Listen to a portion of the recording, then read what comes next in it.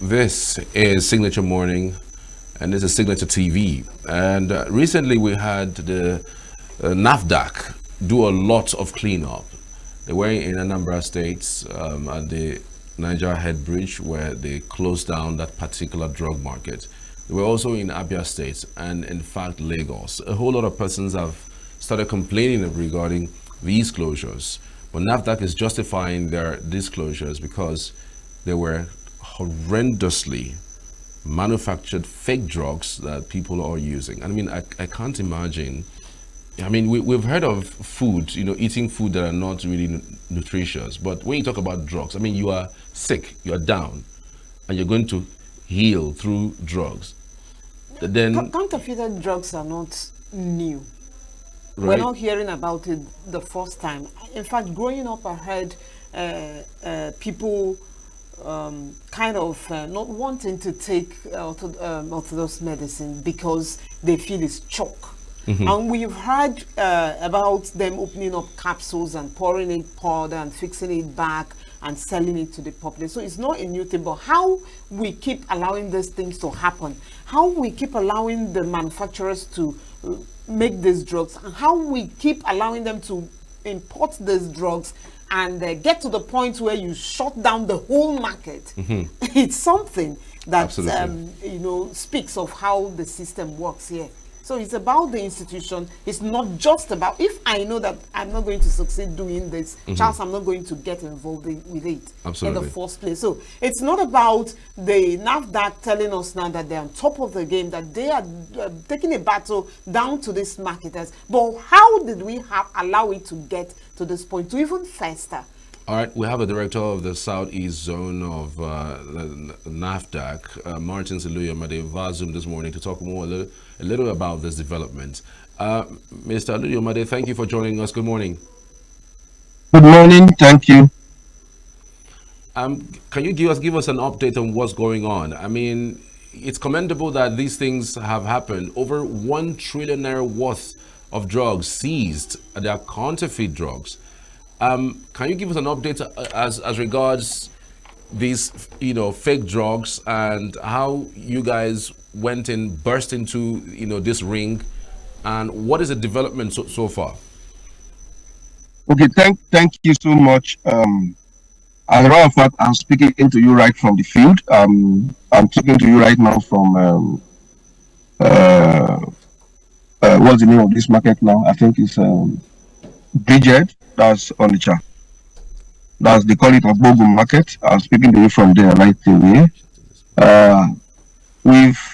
We started this planning of this thing for over a year, trying to understudy, check the system, know what is going on, doing covert operations, both here, Aba, and Lagos simultaneously. So it's a huge work, and it's because the DG, Professor Mojisola Adeyeye, had said in part of our commitment and legacy is that she wants to rid the country of fake substandard medicines, so that we can be among the League of Nations in the world that we can say we can work and buy medicines safely without thinking they are substandard or anything. So it's huge. We started about 3 weeks ago. This is the 3rd week, and what we have seen has been some of them I can't even say on air because the volume of what we have seen is something that is enough to throw the nation off balance. Yes, I understand. We've seen a lot of storage problems where people, even the one that you say is registered and are okay, you see where they store them, you know that those things have expired even before they go out of expiry date, because there are certain temperatures where you should keep medicines, and virtually almost all of them are stored wrongly.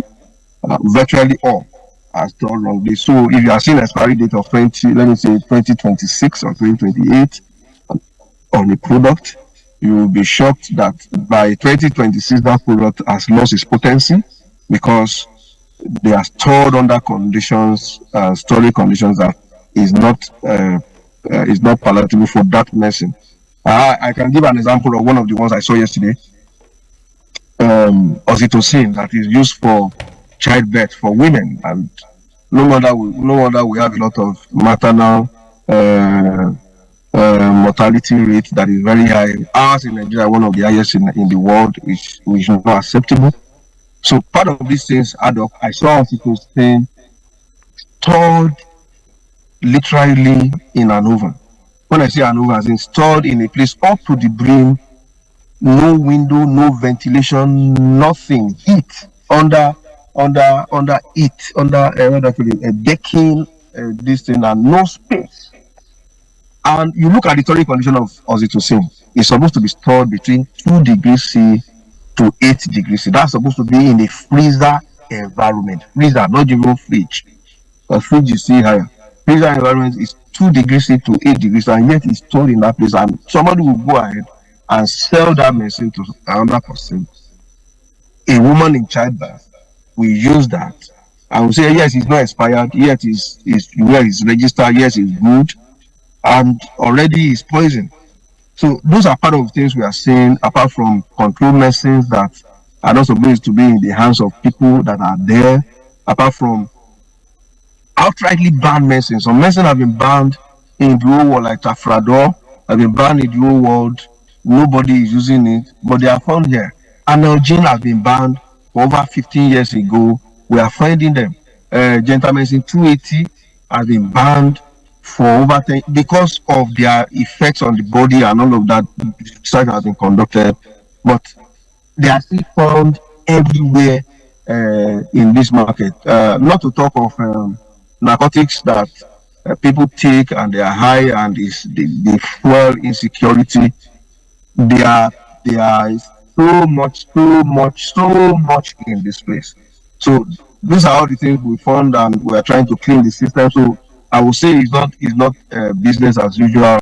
I know people will say beyond this. I heard your fellow connector saying, how did we get to this place? Yet the total solution is moving forward. Some of these systems and all these things will be checked. Governor Soludo, when he came and saw those things, also raised the same concern.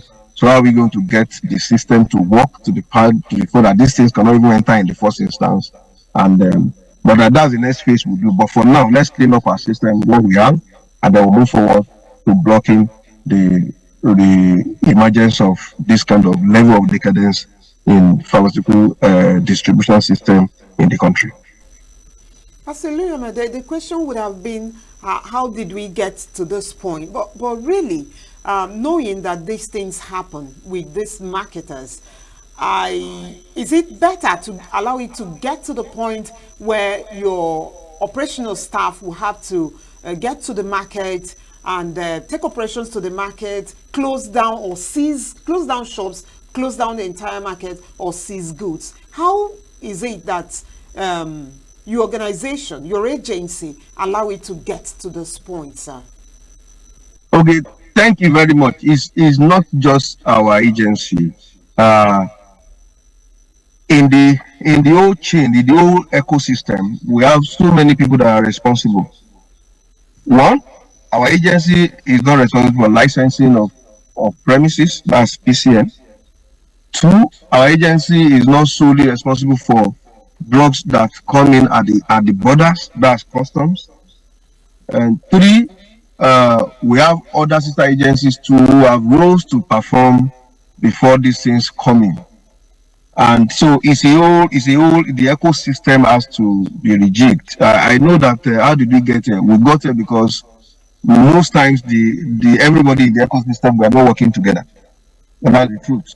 But recently, Professor Adeyeye, our DG, Director General of NAFDAC, has worked.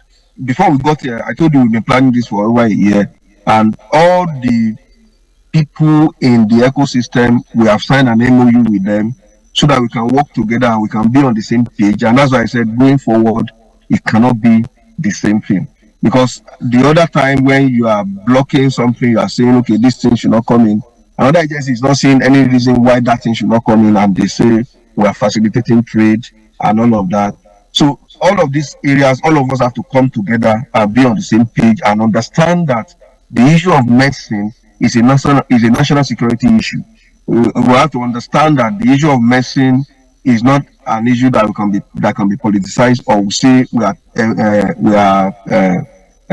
are facilitating trade, because Boko Haram or anything can kill a set of people at a time, but a batch of a medicine can wipe out a whole nation if we are not careful. So that's why countries like China, they don't joke with this. They find it with a fake or some sort of product, food or medicine is their sentence. They don't joke with it because they know that what you are doing, you can kill mass people at the same time softly. So how did we get here? The agencies don't work, were not working together before now, but we signed MOU with almost everybody that has something to do within the ecosystem to make sure that we are all on board. And the agency, through DG, Professor Muji Ajay, is doing a lot in that. I'm aware MOU has been signed with almost everybody in the ecosystem just before this raid. Now, it appears that heated operations, sting operations are ongoing in certain locations, such as Aba, Onitsha, and even Lagos. Is there a reason that your concentration is on these locations? Yes, thank you very much. There is a reason. The reason is because those locations, based on our analysis, they are the hub. Almost everybody in Nigeria gets their supplies from these three locations. The other one that will have been added to it is Kano, but Kano has been handled last year. Kano was dealt with last year. That's why you're not hearing anything about Kano right now. So, but in Nigeria, the major drug hub, we have Kano, we have Ariaria. So I was saying that those places have been, we have studied those places, and they are the major hub of distribution of medicine in Nigeria. That's why we selected those places. Every other place get their feed and their stock from these places, from these three places. Okay, your message to Nigerians to be on the lookout, on the watch out for counterfeited drugs and even food, as we conclude, sir. Yes, thank you very much. Our message right now is that we is not going to be business as usual. Number one, NAFDAC is on its toes because we are obligated to, and it's a mandate that we have to deliver. Is part of our to-do list. Let me use that word this year and going forward. Our message to Nigerians is that everybody has to be on the lookout. Number one, make sure you buy your medicines and even food, because we've also worked on food. We worked on food last year in Aba, in Obeti, and all of that, all of those houses. So make sure you buy from registered places and don't look for cheap products that they are too cheap to be real. That people are buying. If you know that original of something is selling for 10,000 naira, don't let somebody give you type 2 or type 3 that is sold for 1.5 or 2,000. You might be buying fake. And 3, be sure that you buy from registered places where they can trace the source. Okay, so I was saying that people should be mindful of where they get their products, be mindful of where they purchase, be sure that there are places that at least you believe they have integrity. Even though this might not eradicate totally, but you can eradicate this by 80%. That's our message to Nigerians, that everybody has to be watchful of what they buy and where they buy the medicines and the food that they consume. How are you reacting to the threats by some persons on the lives of the DG herself? We've seen something reminiscent of what happened during Akunyele's period. How is the organization, that's NAFDAC now, reacting to these threats? Because I'm sure that these threats would not just be on the DG herself, it will probably be across you who are zonal directors. How are you reacting, and what is the NAFDAC going to do about it? Well, it's it's part of the operational hazard, job hazard, and when you are destroying the livelihood of a few people who want to kill a lot of us, and we are saying no, we know those kind of reactions will come, but we are working on those threats as they come one by one. Those of us on the field and even those even Madam DG, we are working on it, but ultimately security is in God's hands. All right, then. Thank you so much, Pastor Iluyomade, for your time and, of course, for your insights on the activities of NAFDAC in this last few weeks. Thank you so much. We appreciate you. Save Nature TV. News in your pocket.